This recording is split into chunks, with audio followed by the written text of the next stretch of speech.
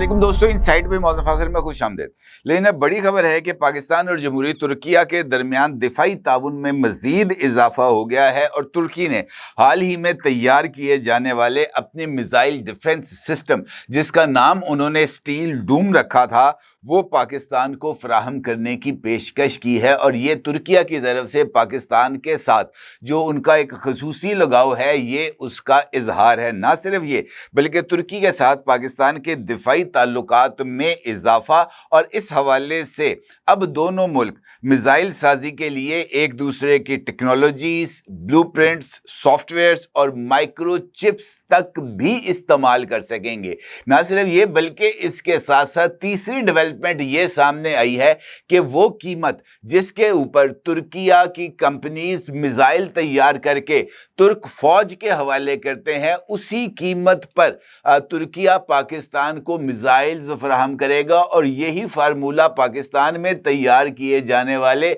Missiles की तुर्किया को फराहमी पर अप्लाई किया जाएगा। और मौजूदा सूरत हाल में ये दोनों डेवलपमेंट्स पाकिस्तान के लिए बहुत ही ज़्यादा अहमियत की हामिल हैं। कैसे, यकीनी तौर पर आप जानना चाहेंगे, इस पर बात करते हैं। ये जो खबरें मैंने अभी आपके सामने पेश की हैं, ये बुनियादी तौर पर दो हिस्सों में मुश्तमिल हैं। इनमें से एक है मुश्तरका मिसाइल साजी और दूसरा हिस्सा है स्टील डूम। और अगर हम इसको इसी तरतीब से बात करें तो हमारे सामने पिक्चर क्लियर हो जाती है। पाकिस्तान और तुर्किया के दरमियान खासतौर पर मिसाइल साजी के अंदर जो ताउन का आगाज हुआ, इस हवाले से एक मुआहदा हुआ जो कि 15 फरवरी 2024 को तय पाया था पाकिस्तान और तुर्की के दरमियान। इस हवाले से टर्किश जनरल सताद के नायब chief of staff general Irfan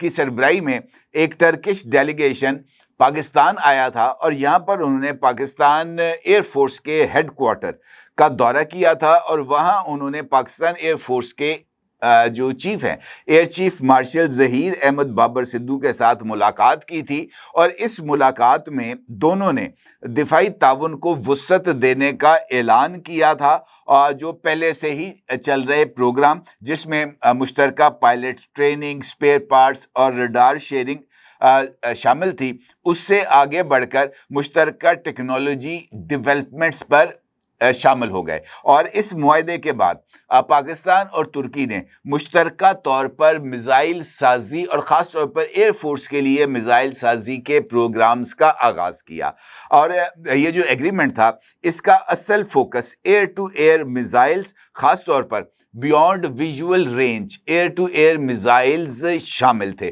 और ये वही बियॉन्ड विजुअल रेंज मिसाइल्स का सिलसिला है जिसमें पाकिस्तान के J-10Cs ने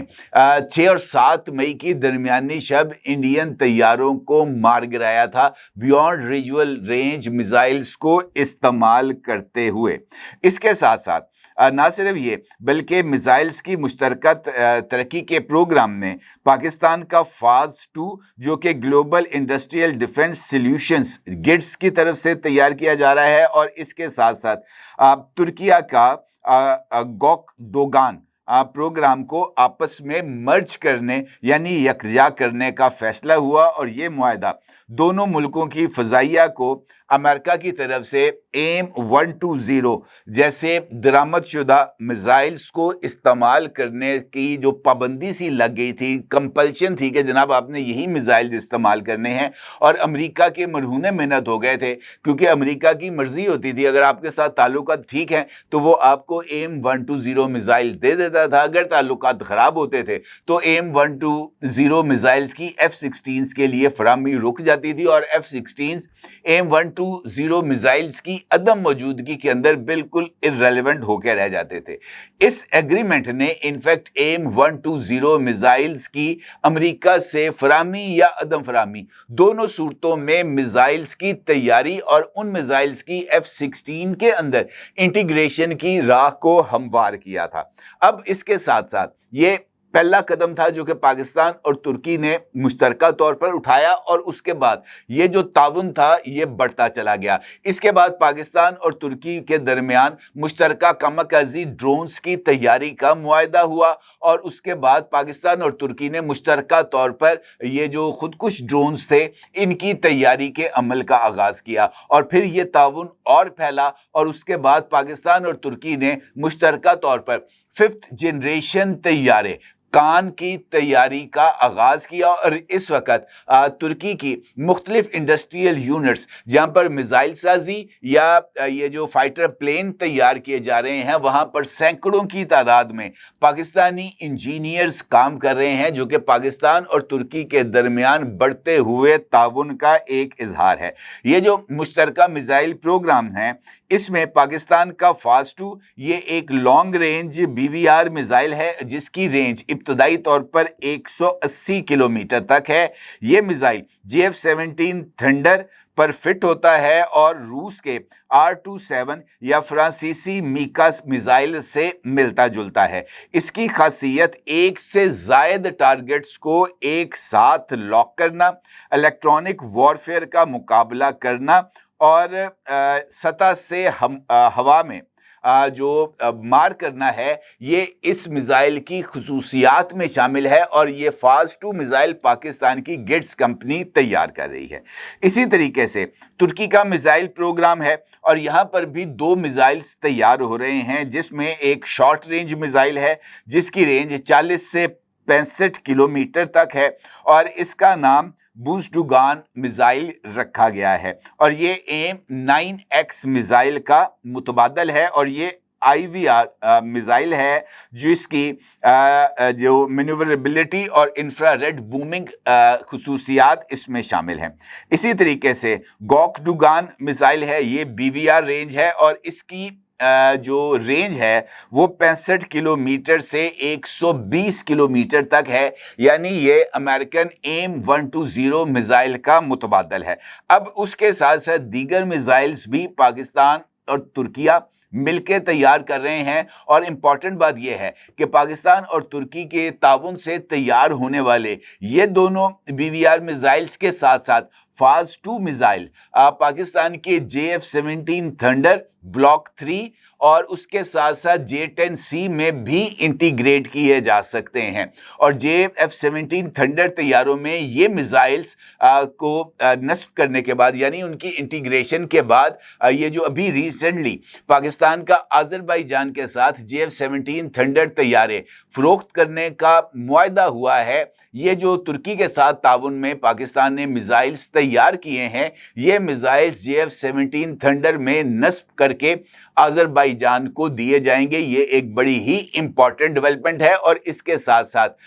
یہ جو JF-17 تھنڈر کا بلاک 4 کی تیاری ہے اس کا بھی آغاز کر دیا گیا ہے، اور امپورٹنٹ بات یہ ہے کہ بلاک 4 طیاروں کے انجن کی تیاری کے اندر، چونکہ پاکستان اب خود اپنے لیے PSX انجن کو تیار کر رہا ہے، تو وہ انجن کی تیاری میں بھی یہ جو ٹرکش پارٹنرز ہیں پاکستان کے ساتھ وہ اس میں تعاون کریں گے۔ دوسرا امپورٹنٹ فیکٹر آ جاتا ہے سٹیل ڈوم۔ آپ کو یاد ہے کہ اب جو موجودہ وارفیئرز آ گئی ہیں، موجودہ جنگیں آ گئی ہیں، اس میں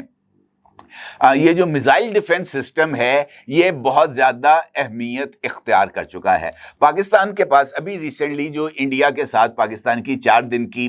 جو جھڑپ وٹ ایور آپ اس کو نام دیں وہ ہوئی، تو اس میں پاکستان نے چائنا کی طرف سے فراہم کیے گئے HQ-9B میزائل ڈیفنس سسٹم کو محدود پیمانے پر استعمال کیا۔ البتہ انڈیا کی طرف سے جو پاکستان پر براموس یا اسکالپ میزائلز فائر کیے گئے تھے، ان میزائلز کو پاکستان نے اپنے الیکٹرانک وارفیئر اور سگنل جیمنگ ٹیکنالوجیز کے ذریعے بے اثر کیا تھا، اور اکثر میزائل جو انڈیا کے براموس فائر کیے گئے تھے وہ نو مین لینڈ کے اوپر ہی جا کے گرے تھے۔ محض چند میزائلز ایسے تھے جنہوں نے پاکستان کی چند ایئر بیسز کے رن ویز کے اوپر کھڈے ڈالے تھے، اس کے علاوہ کوئی میجر تباہی براموس کے ذریعے پاکستان میں نہیں آ پائی تھی۔ اب یہ جو سٹیل ڈوم ہے ریسنٹلی टर्की की तरफ से तैयार किया गया है और ये multi layer missile defence system है, बिल्कुल वैसे ही जैसे इसराइल का आयरन डूम है या अमेरिका की तरफ से अब एक नया मिसाइल डिफेंस सिस्टम तैयार किया जा रहा है जो कि इसी तरह के जो डूम है यानी कवरेज फराहम करेगा मुस्तकबिल में अमेरिका को। अब ये जो स्टील डूम है ये 3 रेंज का है, इसके अंदर शॉर्ट रेंज, मिड रेंज और लॉन्ग रेंज, ये तीनों missile defence system steel Doom का हिस्सा हैं। अभी रिसेंटली जब टर्किश प्रेसिडेंट जनाब रजब तैयब उर्दवान पाकिस्तान के दौरे पर आए थे तो यहाँ पर एक पाकिस्तान और तुर्किया के दरमियान एक high level strategic partnership dialogue हुआ था और उसके साथ साथ स्ट्रेटेजिक पार्टनरशिप एग्रीमेंट भी तय किया गया था। और इस मौके पर पाकिस्तान ने चूंकि ये स्टील डोम, जिससे मैंने आपसे गुजारिश की है कि ये मल्टी लेयर डिफेंस सिस्टम है, इसका जो मिड रेंज है यानी जो medium range missile defence system है जिसका नाम स्पर रखा गया है यानी ढाल, पाकिस्तान ने ये स्पर मिसाइल डिफेंस सिस्टम को हासिल करने की ख्वाहिश का इजहार किया था, जिसके जवाब में तुर्की की तरफ से पाकिस्तान को ये पूरे का पूरा स्टील डोम फराहम करने की पेशकश की गई थी और तुर्की की तरफ से ये पेशकश भी की गई थी कि स्टील डोम अभी तुर्किया ने अपने मुल्क में इस डिफेंस सिस्टम को इंस्टॉल किया है और उसके साथ साथ इसकी जो एक्सपोर्ट है उसका भी आगाज किया है। बांग्लादेश की तरफ से भी तुर्किया को ये स्टील डोम एक्वायर करने की ख्वाहिश का इजहार किया गया है, जबकि तुर्की का ये मानना है कि ये जो इसकी डिफेंस प्रोडक्शन और एक्सपोर्ट वर्जन्स की तैयारी के साथ ही इस मिसाइल डिफेंस सिस्टम को पाकिस्तान की फराहमी का आगाज हो जाएगा और इसकी कीमत भी वही होगी जो स्टील डोम तैयार करने की कंपनी ने फरोख्त किया है तुर्की की हुकूमत को, यानी वो इक्विपमेंट जो तुर्की के अंदर तैयार होंगे वो नहायत नॉमिनल प्राइसेस के ऊपर पाकिस्तान को फराहम किए जाएंगे और चंद इतलात के मुताबिक इसकी जो मजमूई वैल्यू बनती है वो तकरीबन $450 मिलियन बनती है स्टील डूम की। और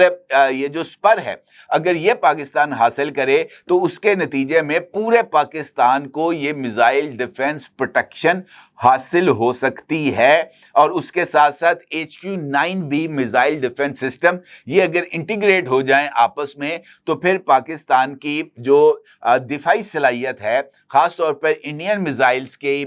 हमले की सूरत में वो और ज़्यादा मजबूत हो जाएगा। अब इसके साथ साथ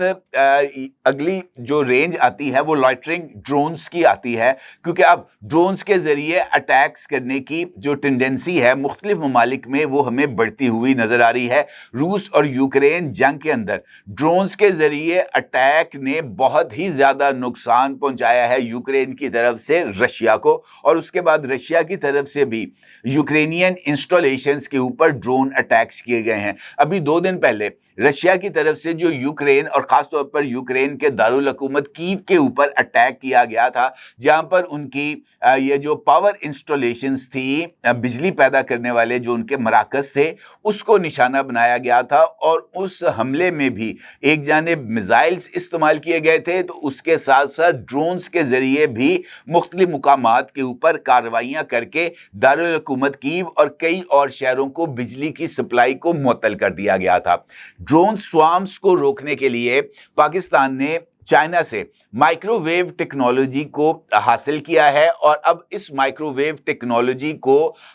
इस्तेमाल करते हुए और लेज़र वेपन्स को इस्तेमाल करते हुए लॉटरिंग ड्रोन स्वैम्स को पाकिस्तान न्यूट्रलाइज कर सकता है और ये बड़ी ही इम्पॉर्टेंट पेशरफ्त है, ख़ास तौर पर मौजूदा सूरत हाल के तनाजुर में, जहाँ पर एक जानिब इंडिया जंगी मशकें कर रहा है और 12 दिन की जंगी मशकों को प्लान किया गया है। मई के बाद से अब तक इंडिया की तरफ से कम 6 मिसाइल्स एक्सपेरिमेंट्स किए जा चुके हैं, जिनमें लॉन्ग रेंज और मीडियम रेंज मिसाइल्स शामिल हैं। इसके साथ साथ इंडिया की तरफ से लॉरा मिसाइल्स इसराइल से हासिल करने की जो अब नई डेवलपमेंट्स सामने आई हैं और बताया ये जा रहा है कि इसराइली प्राइम मिनिस्टर नेतन्याहू इसी साल इंडिया का विजिट करेंगे और इस विजिट के दौरान ये जो लॉरा मिसाइल्स हैं इसको एक्वायर करने के हवाले से एग्रीमेंट साइन किया जाएगा और इसके साथ साथ जो स्पाइडर मिसाइल डिफेंस सिस्टम है इसराइल का वो भी फराहम किया जाएगा इंडिया को। अब इस जंगी तनाजुर के अंदर जहां पर जंगी तैयारियां हमारा दुश्मन मुल्क बहुत तेज रफ्तारी के साथ कर रहा है, पाकिस्तान इस सारे सूरत हाल से अपने आप को अलग नहीं रख सकता। ये इस वक्त पाकिस्तान की जरूरत है कि वो अपने दिफा को मुकद्दम रखते हुए वो तमाम जो तरीक़ाकार हैं, वो तमाम रास्ते, वो तमाम ऑप्शंस उनको बरूए कार लाए जो कि पाकिस्तान को अवेलेबल हैं। क्योंकि ये जो मैंने आपको बताया स्टील डूम, इसके साथ साथ पाकिस्तान ने चाइना से HQ-19 मिसाइल डिफेंस सिस्टम जो कि लॉन्ग रेंज है और मल्टीपर्पज़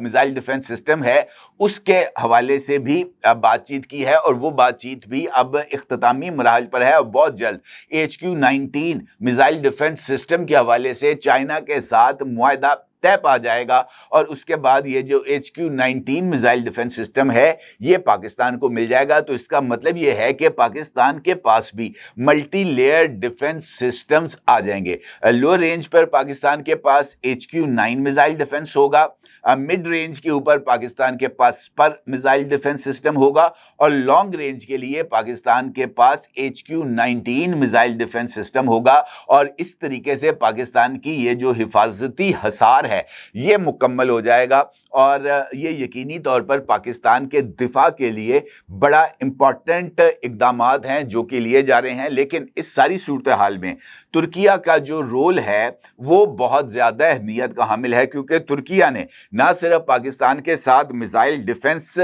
जो है वो इक्विपमेंट शेयर करने की पेशकश की है, बल्कि मुश्तरका मिसाइल साजी के लिए एक दूसरे की टेक्नोलॉजीज, ब्लूप्रिंट्स, माइक्रोचिप्स और सॉफ्टवेयर्स को इस्तेमाल करने की इजाज़त भी दी है, जो कि बहुत ज़्यादा अनप्रेसिडेंटेड है। इस तरह का ताउन की माजी के अंदर नज़ीर नहीं मिलती और मुझे ऐसे लगता है कि आने वाले दिनों के अंदर पाकिस्तान का दिफा इंशाअल्लाह नाकाबिले तस्खीर होगा और हमारा दुश्मन जिस तरह के भी नापाक इरादों से हमारे ऊपर हमलावर होगा उसे उसका मुंह तोड़ जवाब दिया जाएगा और पाकिस्तान इंशाअल्लाह हमेशा क़यामत तक जो है वो कायम रहेगा। और इसीलिए मेरा ख्याल है कि ये बात सबको कहनी चाहिए कि पाकिस्तान हमेशा जिंदाबाद। अपनी राय का ज़रूर इज़हार कीजिएगा। आपका बहुत शुक्रिया। अल्लाह हाफिज़। क्या आप एक बिजनेस ओनर हैं और चाहते हैं कि आपका ब्रांड ज्यादा से ज्यादा लोगों तक पहुंचे? हमारे पास है आपके लिए एक बेहतरीन मौका। हमारे YouTube चैनल पर रोजाना हजारों लोग वीडियोस देखते हैं। ये वही लोग हैं जो बाखबर, बाशऊर और फैसला करने वाले हैं। अब आप अपने बिजनेस को बराह रास्त हमारे YouTube चैनल पर प्रमोट कर सकते हैं। प्रोडक्ट प्लेसमेंट और स्पॉन्सर्ड सेगमेंट्स के जरिए आप अपने ब्रांड को लाखों पोटेंशियल कस्टमर्स तक पहुंचा सकते हैं। तो देर किस बात की, आज ही अपने बिजनेस को नए लेवल पर ले जाएं। For more information, call us 9233 8122 280.